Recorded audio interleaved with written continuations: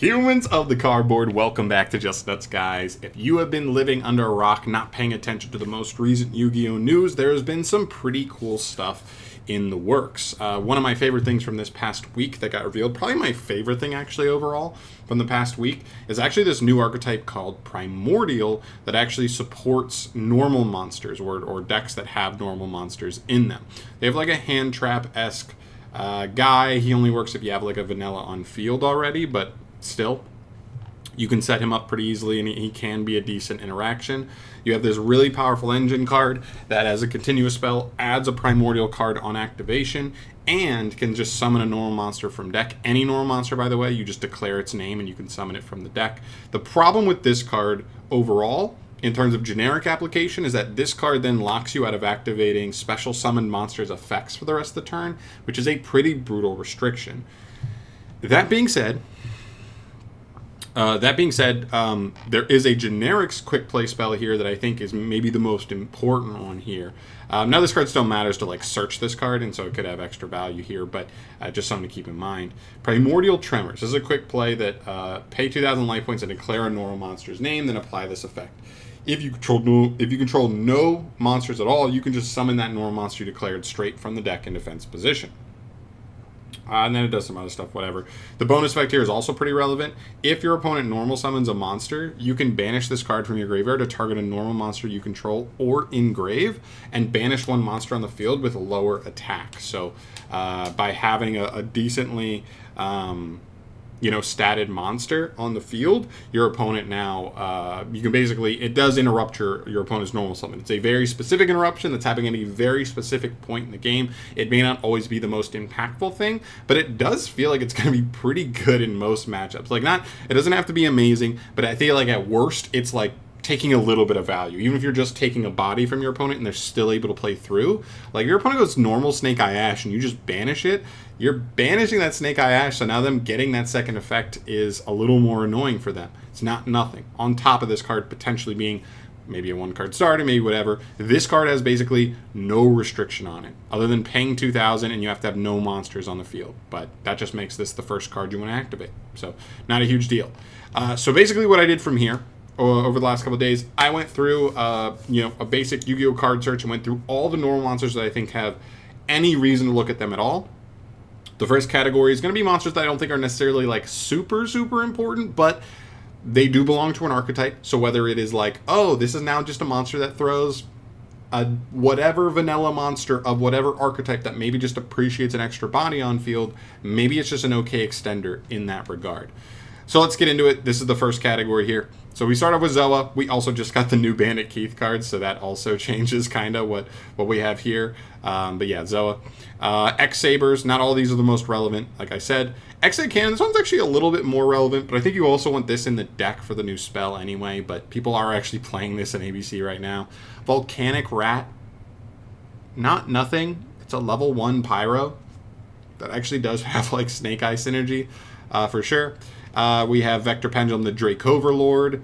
We have V Tiger Jet. Kind of funny to be able to like V Tiger Jet, and then if you can just get the W Wing Catapult, then you can like try to contact fuse into stuff. That's funny. Toon, sure. Skull Servant, sure. Rabid Dragon, this one I actually just put in here for fun. This doesn't belong to an archetype. He's just one of my favorite designed. I'm not a big dragon guy, but I think this dragon's so funny, and I like him. Cyframe Driver is actually pretty funny as well. Like, this may be a brick you may already be playing in your deck, but you summon it out, you use it as link material, single material, whatever, and then even engrave, it does just as much as it was doing in the deck, except now you can't draw it, which is, I guess, a little better. You have Noble Knight Artorigus. You have Mystic Shine Ball for the Agent archetype. Mist Valley. You have Metaphys. Metal Foes. This one I think has a little extra credence. Pendulums in general are a little extra interesting here, especially ones that, not even just, I guess it doesn't even have to be necessarily specific archetypes. If Electromite is legal, this is a card that says E-Telly out a normal Pendulum monster, which Metal Foes are normal monsters. I think Ignites is another archetype. There are just some generic ones, but the Pendulum effects are not negated at all. So if you can just summon it, use it as link material if Electromite is ever legal, or even without Electromite, the link to the Beyond the Pendulum, right? And you can go from there. That actually does still have some pretty cool value there. Mech Knight Avram, for them, that's cool. They already have an E-Telly for him, but being able to go for him and then use the other E-Telly on like Purple Nightfall or whatever, it's pretty good. Master Pendulum and Draco Slayer. This one's pretty good as well for Draco Slayers. Harpy Ladies, that's a nice one. Gladiator Beast Andal, Gem Knights, Heliotrope, Psychroid, Chamberlain of the Six Samurai. This guy is actually kind of interesting. I don't know if we'll fully go into this, but for a deck that seems to be filled with a lot of 2-card combos now at this point, being able to just E-Telly for a Six Samurai and a level 3 Six Samurai, so that way the new level 3 tuner can just jump on the field and go straight with him into, without even normal summoning too, going into a line is actually pretty cool. So I think that actually could be potentially a thing. For a deck that doesn't have 1-card combos, you want to see as many like extenders to see 2-card combos as you can. That's kind of nice. Bujin. Bujin actually has a pendulum normal monster, which is really funny. But that's just a little bonus. Magnet Warriors, not a big one, but it is an archetype. World Chalice is interesting, and also keep in mind, I think I kind of zoomed through a lot of these. Keep in mind, some of these archetypes may actually have multiple targets. I'm just showing one because this video would be even longer. I'd be going through even more cards at that point. So World Chalice has a level 4, level 3, and a level 2, which is just good to know. Atlanteans, we might get Atlantean support at some point, but it's here. It's also a level 2. I don't know if that matters. Archfiends and Aliens is how we finish up like the lesser relevant archetypes. Then we have some like funny kind of somewhat generic pieces. Not really. I guess these pendulum ones can kind of get out of here. This one, like, if a normal monster inflicts battle damage, target a card on the field, destroy it, but that's only when it's in scale. And this one, if a normal monster destroys a monster by battle, you can add a level 4 or higher normal monster from your deck. And again, like, not super relevant. What I do want to show here, tuners. You want to add a little extra value to a vanilla monster? How about just make it a tuner? So how about a level 8 tuner? How about a level 6? How about a level 5? A 4? A 3? A couple of 2s? And even a level 1. It's also a Flambeau. This could also be thrown in for the Flambeau archetype as well. Just important to keep in mind, nothing crazy, but a pretty good spread of levels. 1 through 5, 6, and 8. That's pretty damn good coverage if you ask me. And then we get to, in my opinion, the most fun portion of this, which are the actual archetypes that I think, like, this is nice. Or at least, like, a strong consideration type card for them. So the first one I have is Pacifist. I think this whole engine basically ends up in here. You may not even play the monster, but you definitely play the continuous spell because you're not activating, like, monster effects on the field anyway. So you don't care about that. The deck runs fully on that, getting, like, triggering the spell to get tokens, not get tokens, but get a search for an interruption is really, really nice. I really, really like what this does in terms of consistency. Like, now opening the continuous spell plus Pacifist is, like, so much advantage. And actually, like, multiple interactions too, potentially. I didn't show this off either, but from the new engine, the one thing I didn't mention because I didn't think it was that relevant is the other quick play spell. This is an interactive card that just says reveal a normal monster or primordial monster in your hand to target a face-up card on the field. Or if you control a normal monster or a level 5 or higher monster, accept a token, negate its effect. You don't have to reveal a card, which means you probably just won't have to reveal a card because you're just going to summon. You're going to have a normal monster at some point anyway. So negates effects, and if you do, banish it. So it's a target any card, by the way. So this is a spell or trap, whatever. That's really good. Also, during your main phase, if you control a primordial monster, you can reset this. I hope this deck gets a primordial normal monster. That way, this effect becomes way more important in terms of grindability and splashability, but still, this may be a nice little one-of in the deck, even for something like Pacifist, where, like, if you already have the ability to put a normal monster on the field, you can get this, and then this really adds to the potency of what you're setting up here, because you're going to get 1, maybe 2 searches off of Pacifist if you open this spell with it, and then some, and then extra interactions on top of that. So yeah, really cool. Okay, next up, you have to mention Magic Key. This is the key piece of the deck anyway. They don't have a Link one that uses it, but still I think it's important to note this card is definitely a central focus for them. Dark Magician, of course. You want to get to Dark Magician. This does allow them to put him on the field even easier. Definitely something to note.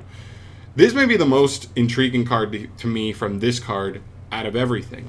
White Dust Sun is a light fiend, which means he basically by himself gets the Fiendsmith engine started on his own, which is really powerful. If you haven't been paying attention to the OCG and their format, Fiendsmiths are taking over as a splashable engine in like almost any deck, and now you can play one vanilla with like a couple of E-Tellies that just summon him out of the deck on top of whatever copies of Unexpected Die if you wanted, or you could just play the continuous spell to search the quick play spell, and then the quick play spell go into White Dust on. You have a lot of ability to mess around with stuff there. That's definitely something to keep in mind. Elemental Hero Neos. Hero decks, man. Also, this is another archetype where they have like all the classic old hero monsters, right? Your Avian, your Burstinatrix, your Clayman, your Sparkman, all vanillas, right? So keep that in mind. Gaia, the Fierce Knight. A lot of these are old archetypes that were just vanillas in original DM, but now they have full-on archetypes, so it doesn't hurt to be able to summon out their main guy. Hieratics are interesting here. I could have shown really any dragon, but Hieratics are an interesting one because they just... When you like trigger any of their main deck monsters effects, they like summon a vanilla dragon from deck. So I showed this one, but I believe they summon any vanilla dragon, so let's keep that in mind. Gen X Controller, also a level 3 tuner, but also really important to the Gen X archetype, so this could actually be a really important package to allow them to play through interaction way better. So that's actually a pretty clean one, because that deck really feels like it crumbles to 1 a lot of the time, but especially 2 hand traps, and maybe this card helps them work around that a little bit. Blue Eyes, same thing as Dark Magician, right? Just as important. Gunkins, or Sue-ships, not Gunkins, Sue-ships get, extra copies of E-Telly here to summon out their main guy. He's an important piece for a lot of their combos as well. The Knight, so this can summon Queen's Knight or Jack's Knight. Sure, more of a fun archetype, but still. Exodia. I know there are combos where you do Exodia combos where you basically try to mill all of the Exodia pieces, and then you try to use that Panda guy to add all of them back. So you can just add normal monsters from grave back to hand, I believe. So maybe that's something here.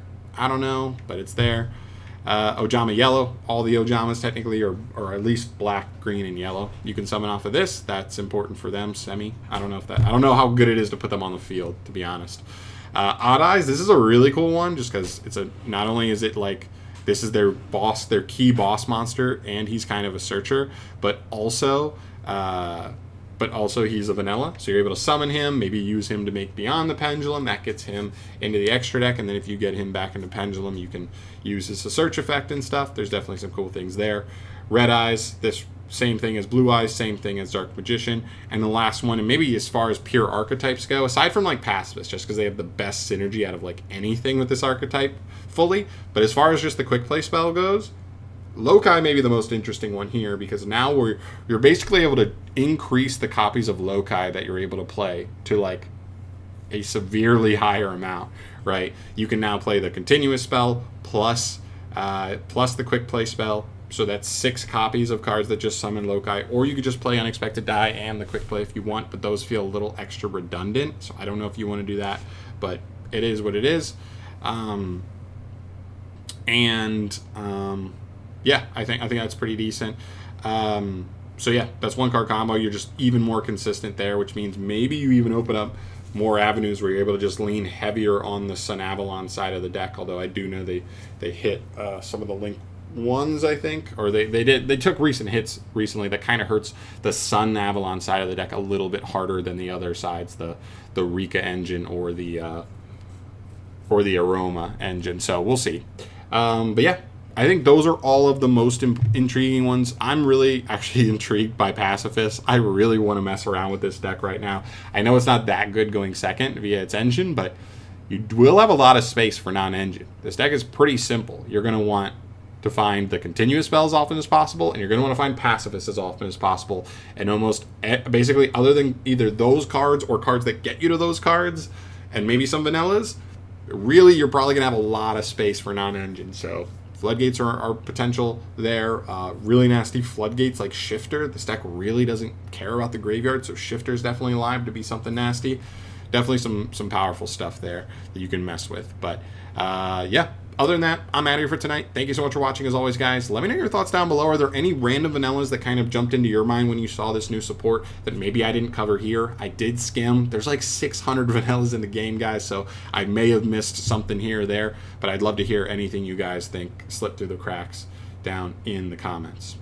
I'll see you in the next one. Thanks for watching. Peace.